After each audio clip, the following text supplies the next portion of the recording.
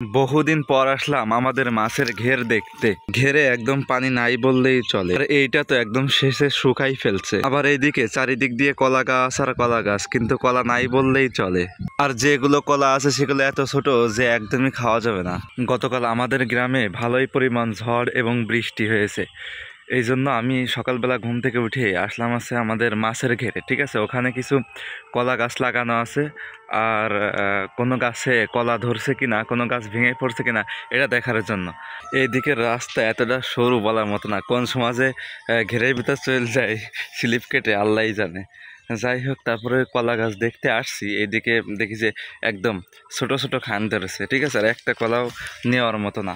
এসেছি এই যে এই সরু রাস্তা দিয়ে, ঠিক আছে। আর আমাদের ঘেরের অবস্থা আছে এটা এটা কিন্তু অনেক গভীর, কিন্তু পানি দেখি যে একদম কমে গেছে। এমনিতে এই সাইড দিয়ে হাঁটার কোনো রাস্তা নাই, তারপরেও এই যে কচু গাছওয়ালারা এদিকে আবার কচুর ডগা কেটে রেখে দিছে, এর জন্য তো আরও হাঁটা যায় না, শুধু স্লিপ করে। এইদিকে আমার এই পিছের এইটা আমাদের ঘেরেরই একটা অংশ, কিন্তু এখানে মাছ তেমন ছাড়া হয় না, এখানে বেশিরভাগ দেশি মাছই থাকে। তো কিছুদিন আগে এটা শেষছে, ঠিক আছে, শেষে কিছু মাছ ধরেছে। এখন এই ঘেরের যে বড় মাছগুলো থাকে, ওই বড় মাছগুলো আছে এখানে ছাড়া হয়, ঠিক আছে। আর ছোটো মাছগুলো যেগুলো থাকে ওইগুলো আছে বাসায় নিয়ে যাওয়া হয়।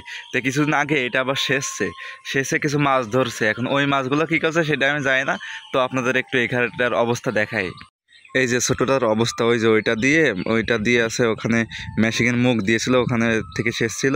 আর এই যে এইদিকে একটু গভীর আছে, আর ওই যে ওইদিকে মানে কম গভীর, ঠিক আছে। এখানে গত বছর গোসলও করেছি, একটা ভিডিও ছাড়ছিলাম হয়তো, ঠিক আছে। আর ওই যে ওখানে দিয়ে একটা ড্রেন করে দিছে, মানে এই ঘেরের মাছ ওই ঘেরে যাবে, ওই ঘেরের মাছ এই ঘেরে আসবে, ঠিক আছে। মানে বেশিরভাগ ওই ঘেরের মাছ এই ঘেরে আসতে পারবে, কিন্তু এই ঘেরের মাছ ওই দিকে যাওয়া কষ্ট, কারণ এইটা অনেক নিচেও, আর এই যে এইটা আছে অনেক উঁচু, ঠিক আছে। এই যে এইটা করে দিছে, এই যে এই সেলো মেশিন দিয়ে এই ঘেরে পানি দেওয়া হয়।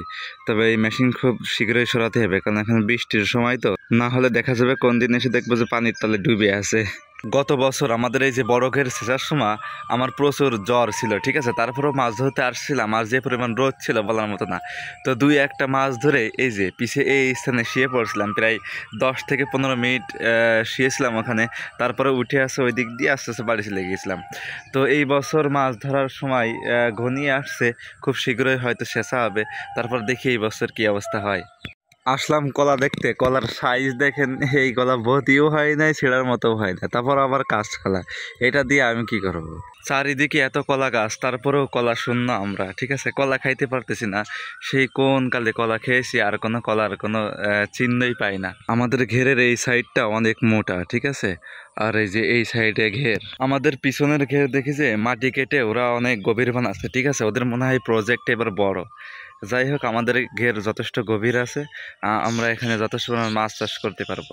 আর এদিকে ছোটো ঘেরের মধ্যে অনেক দিন পরে নামলাম, কিন্তু আগের মতোই ফিল আসতেছে না, ঠিক আছে। আগে তো অনেকজনের সঙ্গে আসতাম, এখন আসছি একা একা। আর এবছর তো গোসলও করতে পারলাম না, পানি নাই, ঠিক আছে।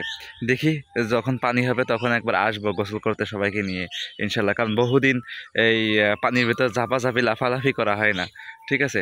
তো যাই হোক, আজকের ভিডিও এখানে শেষ করে দিব। আগামী ভিডিও দেখার জন্য সবাই অপেক্ষা করবেন, আমার পেজটি অবশ্যই ফলো করবেন। ধন্যবাদ।